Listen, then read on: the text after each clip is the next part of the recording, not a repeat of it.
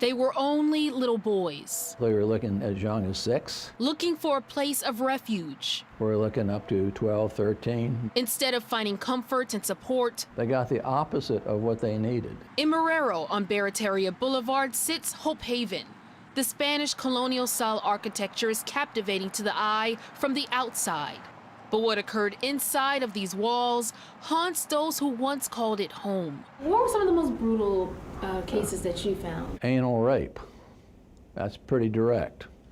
There was one child who I recall who was anally raped multiple times.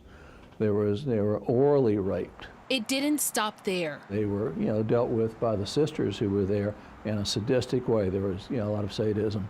I had one nun testify when I took her deposition that she could hear the screams when they were being beaten. In the list just released by Archbishop Gregory Amond, 8 of the 57 clergy members credibly accused of abusing children had ties to Hope Haven. All of these men listed were assigned to the boys' home. The allegations date back to the 1940s. When Frank Lamont first started looking into the case, 18 boys spoke up. By the end, 47 others came forward. In 2009, the Archdiocese reached a $5.1 million settlement. Lamont believes the Archbishop's decision to release their names shows progress, but it's not enough. If they want to do some more, they could waive any statute of limitations involving these type of claims and allow people to come forward and present their claims to the church without the church claiming it's too late.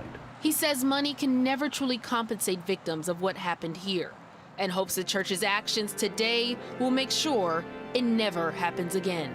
In Marrero, I'm Carice Jackman, Eyewitness News.